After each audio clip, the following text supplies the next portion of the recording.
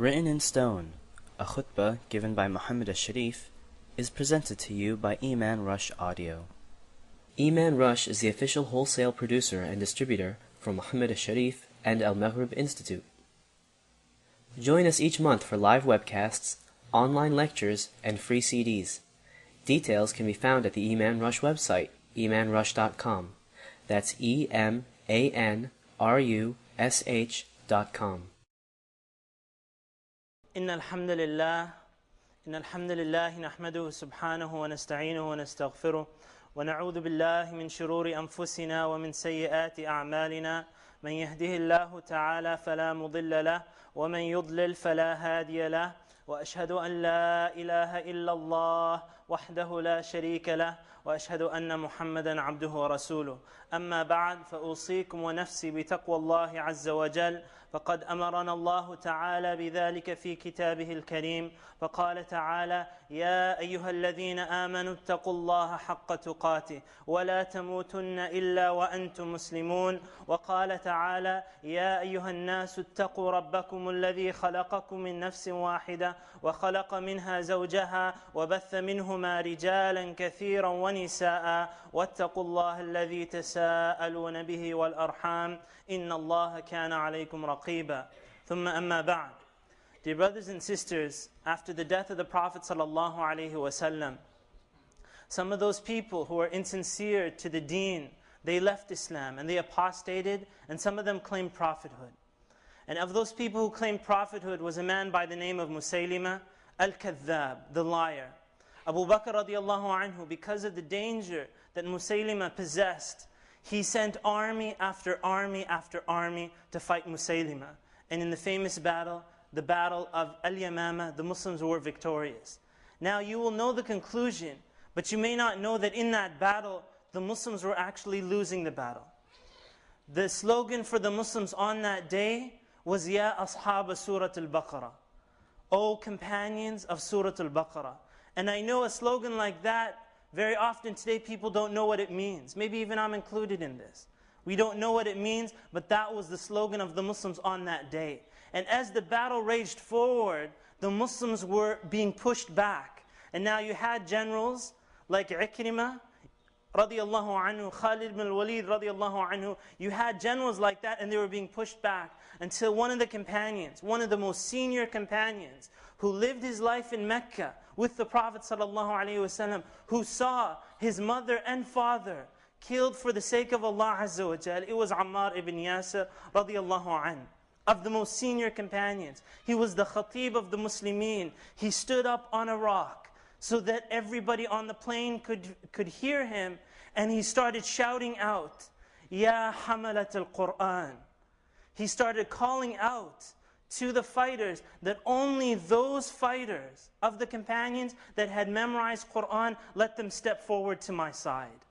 And so he made a battalion of only huffaz, meaning if you hadn't finished the Quran, you were not allowed to fight by his side. Step aside, it was only the huffaz, something that had never been done in the history. A battalion full of huffaz. And let's just say that the battle was won. And the Muslims were victorious because these huffaz, they understood the discipline that it takes to memorize the Quran and learn it, that it only made them the best of people. And so they fought. And don't think that they just fought this battle and they all went home. That many of these people, these huffaz, were killed shaheed on this battle. So much so that you have the mushafs on the shelves. You're looking at them nice and sitting up there. It's because of the sacrifice of these huffaz and how many of them got killed that Abu Bakr radiallahu anhu decided to compile the Quran, so that the Quran would not be lost in the future generations. Now, come back to today. You're coming into the masjid. It's a quiet Friday night. There's supposed to be a halaqah or something like that. And people are busy with the different things. People are out to dinner or doing other stuff. And then all of a sudden, this is a gathering that might have some doctors, and it has some lawyers, and it has all the quote-unquote successful people in society. Salat time comes, and then they look around for the imam. Then this young brother, unassuming, maybe sitting in the back, he comes forward, and these doctors and lawyers step to the side as this young brother steps forward and leads the prayer, and mashallah, he has a beautiful voice. Unassuming, you'd never imagine that this is the person that stands up in the congregation. So then someone asks, like, who is this guy? And then someone whispers, "Psst, don't you know? This brother memorized the Qur'an. He's Hafidh al-Qur'an. When he was a young boy, he memorized the Qur'an, and Allah Azza wa Jal raised him in rank in the community." You see that happening in every single masjid that has a Hafidh like that. Umar radiallahu anhu narrated that the Prophet sallallahu alayhi wa sallam said, "Inna Allah la yarfa'u bihadha al-Qur'ani aqwaman wa yada'u biha akharun." That Allah subhanahu wa ta'ala indeed will raise people up because of this Qur'an. Because of their attachment and following the Qur'an, they will be raised up, and because of the Qur'an, other people will be disgraced and put down. Now, dear brothers and sisters, normally these khutbahs are meant for motivation, meaning that the khutbah is given, you're supposed to move on to some action after the khutbah. That's normally the natural process that's supposed to take place. But then some people, their only source of information is the khutbah, and they haven't done much after the khutbah for the last, say, 20, 30 years. So the question is the khutbah motivational or not? I think you would share with me and we say, no, the khutbah for this person isn't motivational. So today, inshallah, it's not going to be a motivational khutbah. We've had enough of the motivational khutbahs. This khutbah, inshallah, is dedicated to the people who have taken the steps towards motivation. That action, they made it into a verb. They're actually moving forward. They've registered for a Qur'an class. And now they're working towards memorizing the Qur'an. This khutbah is dedicated for all those brothers and sisters who have actually began that path of memorizing the Qur'an. And inshallah ta'ala, today, I wanted to focus on how to more effectively memorize the Qur'an for those people who have already started that journey. I stand here in front of you today, and many of you may think that I was born just knowing how to give khutbahs, right? I just came out and said, Inna alhamdulillah, nahmadu, and I just was born and just reading Qur'an. Obviously, you say, no, that's not possible. There had to be a time where you actually learned this information. And subhanAllah, I was in Canada recently, and as you're sitting in a restaurant, a brother came in, he's wearing his thobe and so on, and I recognized him. He was the brother who used to sit beside me in Qur'an class. And we got up, we hugged each other, and we sat to the side and we started discussing the olden days, when we were little kids in a Qur'an school memorizing. And he said to me, and this is his reflection of when I went to the Qur'an school, he said, "I swear by Allah Muhammad, I remember the day when you came to the Qur'an school and you did not know how to read Alif Ba Ta properly." He said, "Wallahi, I remember that day. I was there. You were making mistakes in the Alif Ba Ta." And I said, subhanAllah, that Allah Azza wa Jal, from that, and I'm going to give you tips on the process that someone goes from not knowing how to recite Alif Ba Ta to actually memorizing the Qur'an. If we were to ask the question, who wants to memorize the Qur'an? I want you to compare that question to who wants to lose weight. Okay, two questions. If I said, who wants to memorize the Qur'an? Some people will slowly raise their hand and they're like, come on, it's the Qur'an. And then everybody, okay, I'll raise my hand. I want to memorize the Qur'an. But then you tell people who wants to lose weight, the hands will go up more with certainty. Yes, I want to follow the South Beach diet. Yes, I want to follow Atkins. Yes, I want. You know these names. SubhanAllah, you know the names that I'm talking about because you've already searched out ways, because you're sincere in your desire to lose weight. And I dare say that the desire to memorize Qur'an isn't a passionate desire. It's not a desire like a person's desire to lose weight or something like that. Why is that? Why is the desire not passionate? And here are some reflections on that, inshallah. We go to school when we're younger, from kindergarten, the primary, secondary. You've gone to school for like 12 years, 13 years, then you go to college, it's another 4 years, and then people, they spend like $20,000 a semester in order to take care of patients or something like that. $20,000 to take care of human beings, the humans are right there. Why are you paying $20,000 a semester? Because it's all about the money. It's all about the dunya. The person goes through the education because they know of what the positive consequences are to that. And it's a slow process. We're talking about like 20 years of person, and they come out of the system, and now they see the results of this. So why doesn't someone, the Qur'an doesn't take that much time to memorize, why doesn't someone put in the same effort? Wallahu alam, that a person hasn't really understood the benefits of memorizing the Qur'an. Immediately for themselves, in their dunya, for the community, and to the hereafter. And so inshallah ta'ala, here's a few glimpses of those benefits. Consider two children. One of the children, he decides to go to a Qur'an school, Hifz school, and the other child says, no, I'm too busy playing my PlayStation. I have to get this high score on my PlayStation. Dad, I'm not looking forward to the Qur'an school. Dad said, I don't want to force you. I want you to love this thing from your heart. Just live your life. When you're older, you'll realize that I made a mistake. So the two children go forward. This one's playing PlayStation. The other one's coming after Maghrib, Isha, memorizing every day. Like this, 1 year, 2 years happen. This child is Hafidh al-Quran. The other child is getting bad marks at school. And he's still having trouble. Now, as these two children come to high school together, who do you think will be a more effective child in studying? It will be the one who memorized the Qur'an when he was younger. The parent who thinks, no, I want my child to study on dunya studies, doesn't realize that when it comes to dunya studies, the hafidh will be more stronger and more efficient and more successful in the med school or law school, whatever he goes into, because he trained himself as a child to harness the power of his brain.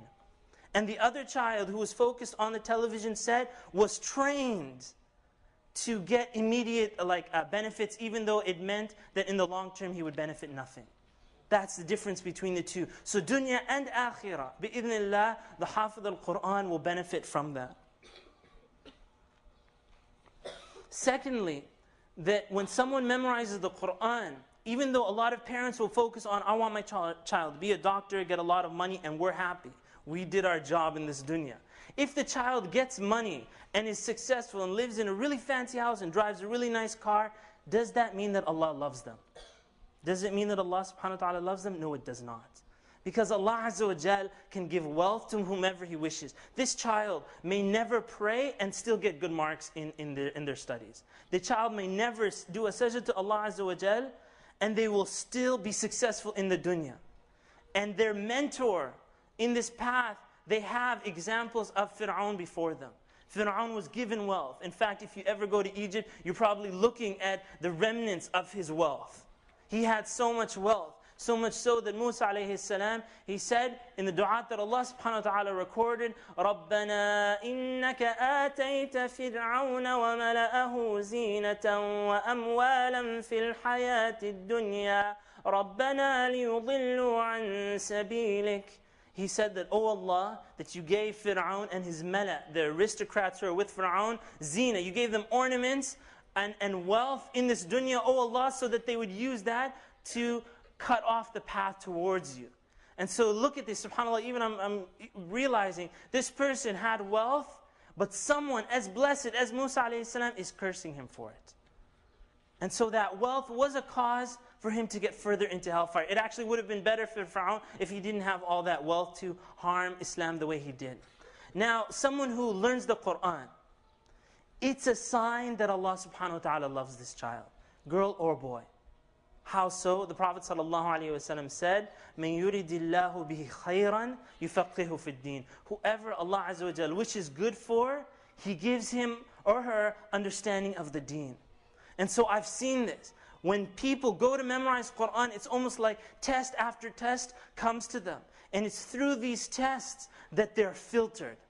Because going to memorize Qur'an, it's easy, but then the tests will come. And if the person isn't sincere in that, he allows or she allows those excuses to block them, and then they don't succeed in that. And subhanAllah, as I see people who don't succeed in their memorization of Qur'an, and Allah knows best in the future, but at that moment, it's a sadness that I feel in my heart that Allah hasn't chosen this person.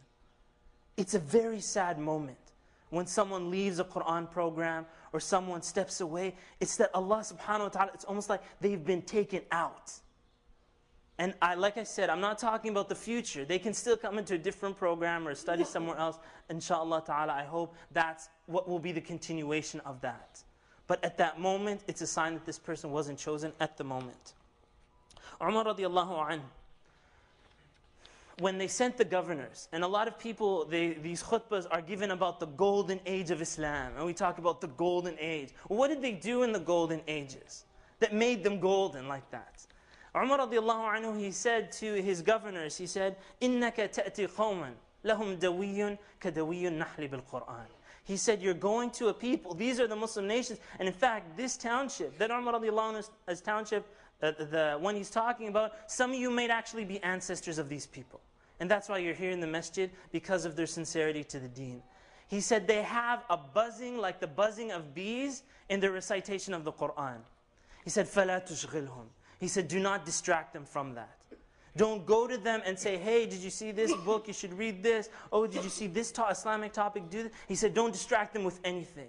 Let them continue in their focus on the Qur'an. Now this dawi al-nahl, this buzzing of the bees, if you'll notice, and I've been thinking about this buzzing of the bees, I realized that every nation has a buzzing of bees. Even after salah, when we finish salah and the person gets up and says, I have some announcements, he'll say, excuse me brothers, please sit down. Why? There's a sound that starts carrying upwards. It's a buzzing that goes, and if you pass through an apartment building, you will hear buzzing. What is the buzzing? Is it people reciting Qur'an? No, it's not. As you go through apartment complex, you will hear the buzzing of music. And you will hear the buzzing of television sets. You will hear the sounds of people wasting their lives with the TV. That's the buzzing that you will hear. And if you've ever left the TV on, and inshallah ta'ala you don't have TVs, but if you were to have a TV, leave it on, you will see it makes a hissing sound. SubhanAllah, it's not a buzzing, it's more of a hiss of a snake. That it will continue to hiss like that. And so SubhanAllah, and you know, on the highway, when it's really hot, and some of you have been caught in traffic, and people pull down their windows, right? You hear on the highway even a buzzing. The buzzing of the cars playing their music.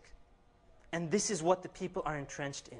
And they've engrossed their lives in spending their commutes to work and back, listening to the music. And may Allah subhanahu wa ta'ala protect us. Allah subhanahu wa ta'ala, here's two children. One of them blessed, he decided to memorize the Qur'an when he was young. And the other child said, no, I'm too busy, I have this and that, so I'm not going to do it, I'm tired. So these two children, this one made a 10% move. Okay, this child made a 10% shift from his path of destiny, and this child kept on the path. Now the 10% shift, there's like a little difference. This one is just studying this subject, and one other is in a Qur'an class. It seems like a small change, but look, in 10 years, 20 years, 30 years, that 10% shift will accumulate until a different destiny is written for this child. And the one that kept on the track, the regular river path, will continue to go forward until they reach 50, 60 and say to his children, I want you guys to memorize the Qur'an because I didn't realize the benefit when I was younger. Do something differently, and we're going to talk about the parents in a second. Allah subhanahu wa ta'ala also blesses the person with a nur. With a nur. And I'm just going to give you this very example. As I was preparing this khutbah, I remembered something that happened actually just about maybe 3 or 4 weeks ago. I was giving a lecture in New York, and people after the lecture, they come up and they ask me questions. I sit down, and we're talking about the questions. So this young brother came up to me, and he said, I have a question. And before he started, I looked him in the face, and I said, you know what? I'm pretty sure that you memorized the Qur'an. Am I right? And then he was shy. He put his head down, and he said, yes, you're right. I did memorize the Qur'an. He said, how did you know? And I said, wallahi, I could see it in your face that you had memorized the Qur'an. And I knew out of the whole congregation that this child had the Qur'an memorized. Because of his demeanor and the nur that Allah subhanahu wa ta'ala had put on his face. And that's what your children can have. That's what you can have. No matter what your age is. That Allah subhanahu wa ta'ala allows you to be carried with this nur of the Qur'an that you have in your heart. These gifts of Allah subhanahu wa ta'ala, they come with a condition. And that condition is the taqwa of Allah azza wa jal. Allah subhanahu wa ta'ala doesn't give these gifts to just anybody. Like we said with the wealth, anybody can get wealth. Fir'aun can get wealth, this person, that person. It's not something. But the gift of Allah has to come with the taqwa of Allah azza wa jal. As Allah azza wa jal says, وَاتَّقُوا اللَّهَ وَيُعَلِّمُكُمُ اللَّهِ. That fear Allah azza wa jal, be conscious of Allah, place Him in your heart, and Allah subhanahu wa ta'ala will teach you. When people say that, no, my studies are based on my own work, they've forgotten that it's based on your taqwa of Allah azza wa jal, and through your taqwa you will be sincere in working hard.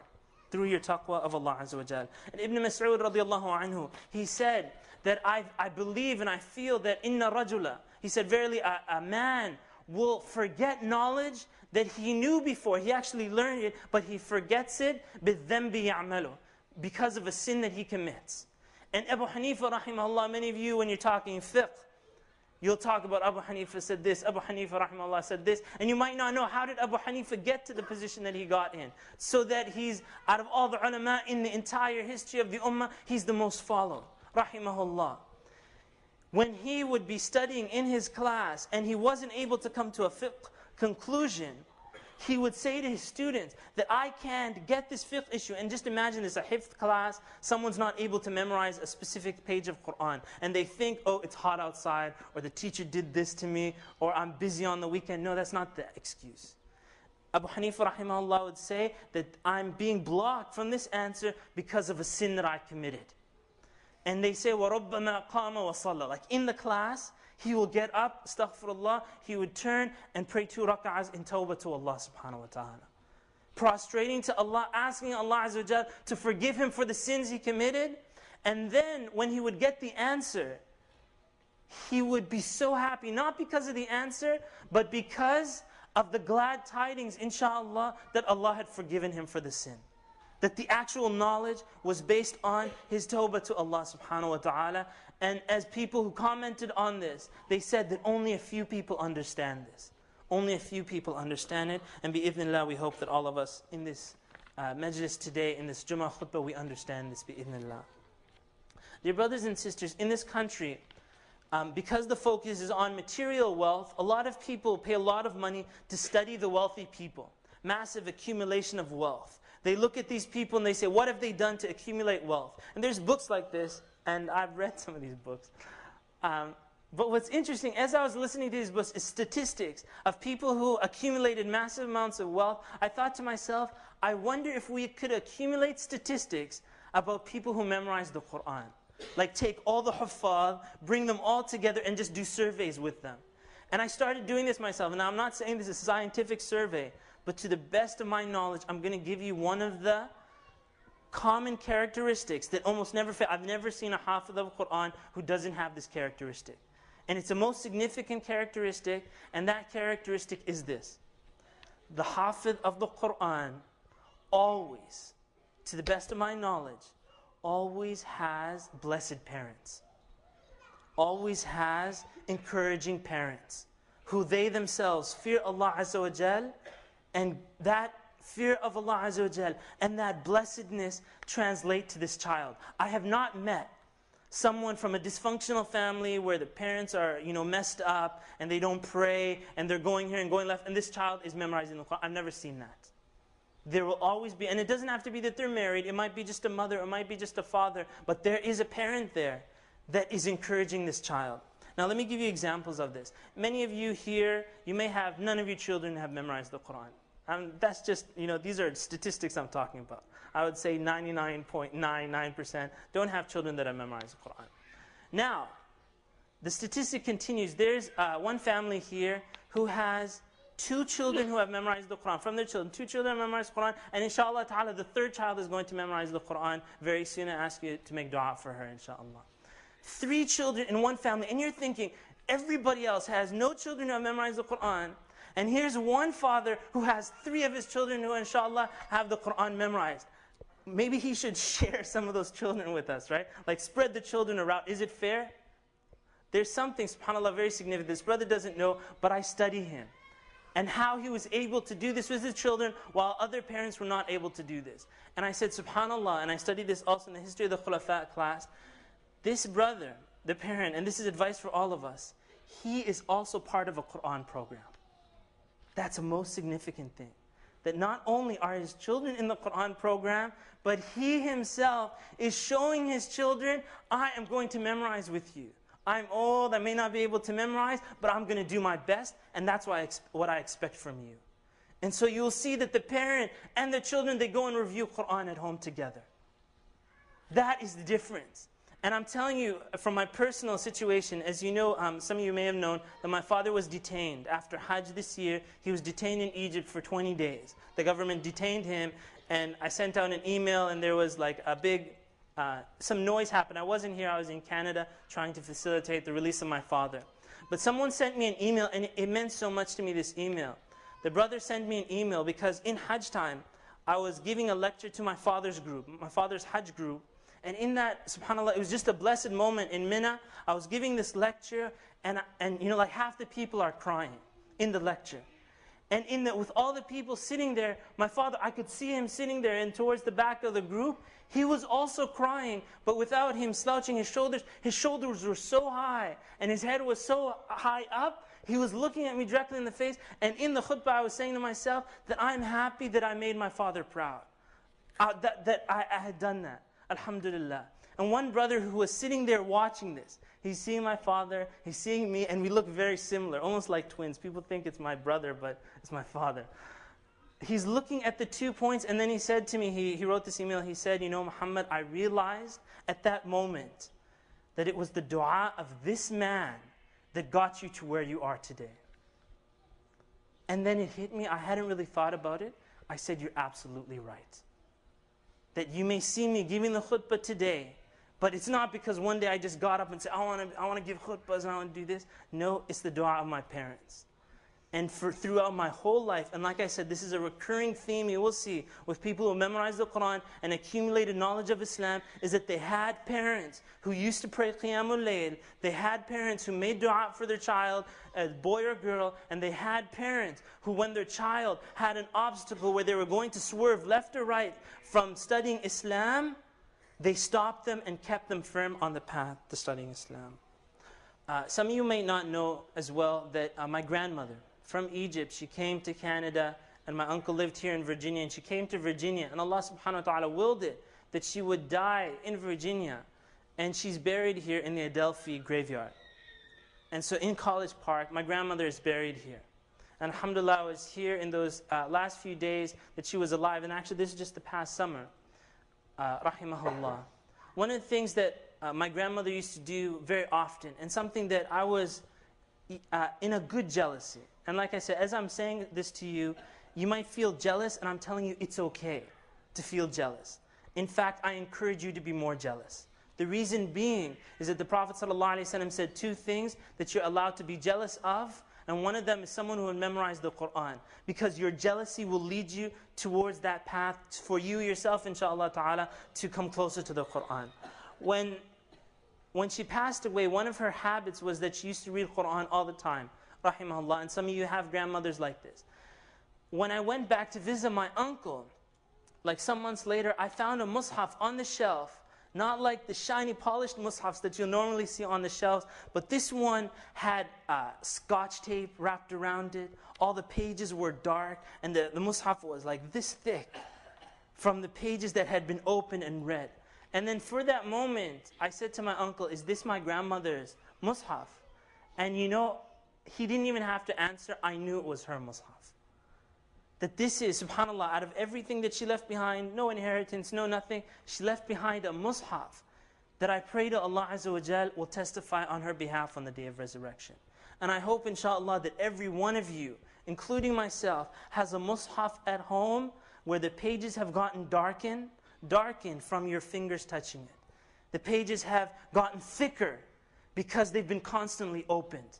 I want you to go home and look at the mushaf on your shelf, and by the quality of the mushaf, you will know your attachment to that Quran. One of the excuses, or this is a disease that happens in humans' life, and specifically here in memorizing Quran, it's called excuse-itis. Excuse-itis. Where the person, they say, I want to memorize the Quran, but, and then we say, nuqta, nuqta, nuqta, right? Like dot, dot, dot.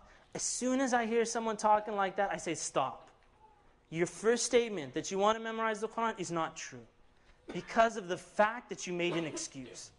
As you make your excuse, you know that your statement is not correct. Be truthful with yourself. You do not want to memorize the Quran. When you want to memorize the Quran, come, let's talk about it. But don't make excuses.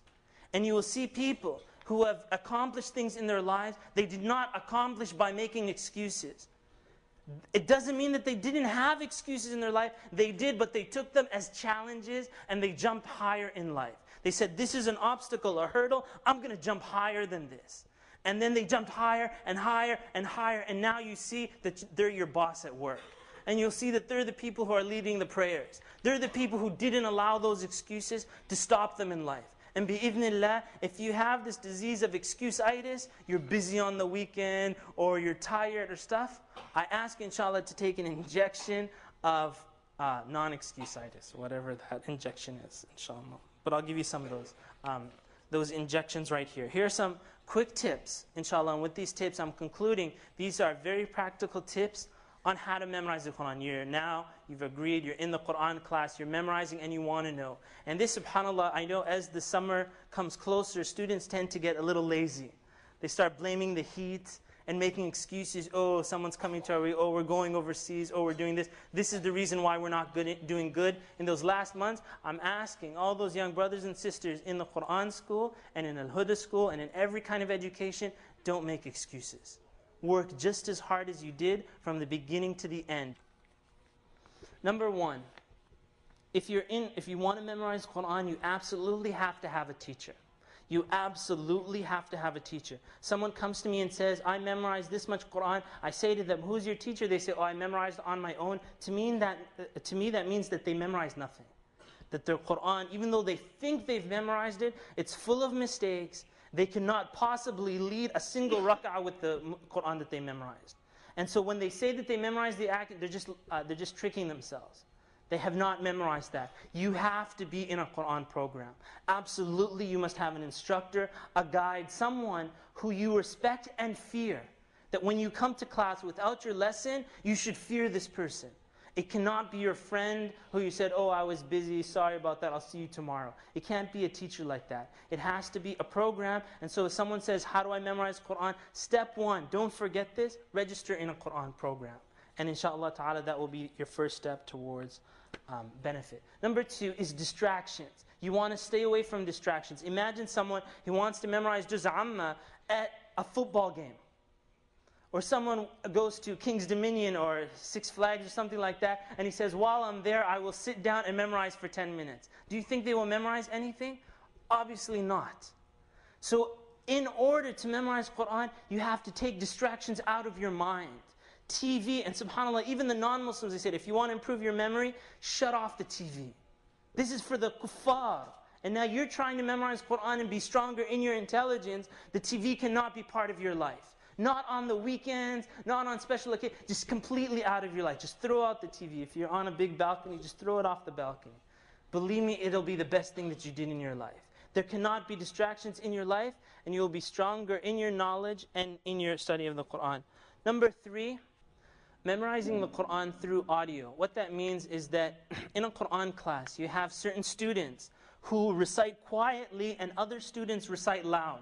When I was in Quran school, I went to read to my teacher, and the teacher said to me in reply, there was a boy sitting beside me, little kid, and he's Hafiz al-Quran as well, now, alhamdulillah. He was like, إِنَّ الَّذِينَ قَالُوا رَبُّ. He's shouting like this, and I couldn't recite properly.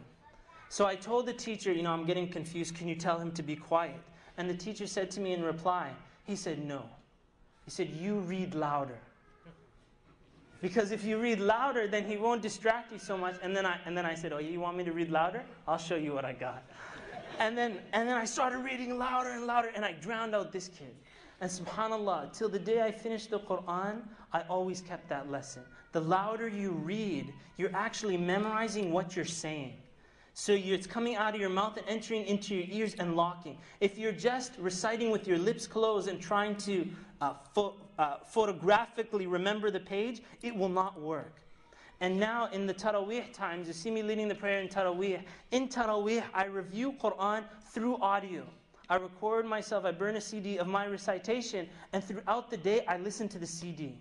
And I can do that, I don't have to open the Mus'haf. And I'll still open the Mus'haf, but it's through audio. As I'm leading the prayer, the words come naturally to my mind because I memorized it in audio.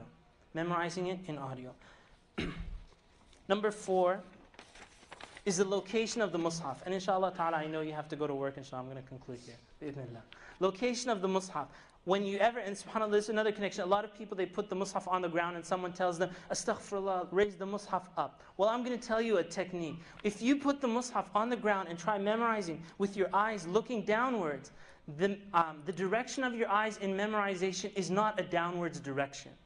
You have to look forward to memorize something. So if you were to take your mushaf off the ground and put it in front of your face, even to the left a little bit, you will memorize faster. And notice people who have the Qur'an on the ground as they're memorizing Qur'an, they're always looking up from the mushaf. Always. And the teacher will say, put your eyes on the mushaf. But that's actually forcing the child to not memorize correctly. The child's eyes have to be up in the forward direction to memorize. Number 5, you'll see people, and the number 5 is eat brain food. You'll see a lot of uncles, they'll say eating badams makes your memory work stronger, right? Badams, you know what badams are? They're almonds. Almonds actually, you may laugh at the uncle who said that, but the uncle is absolutely right.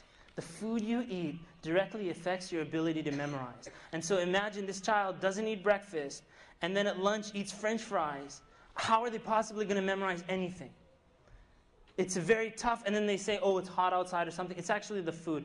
Eat a light breakfast, but nutritious. Eat a light lunch, nutritious, and keep eating these badams for snacks, inshallah, the almonds, and you'll be okay.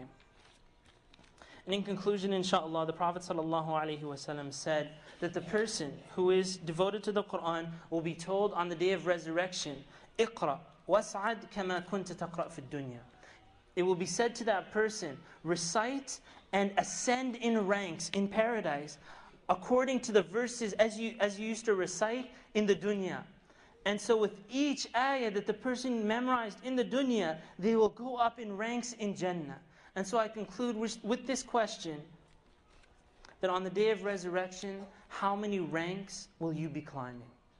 But rather, how many ranks would you like to climb in paradise? You are invited to copy and distribute this CD to your friends, family, colleagues, and anyone else. Iman Rush Audio has many additional items available for bulk purchasing and distribution. Please visit imanrush.com to see our entire selection.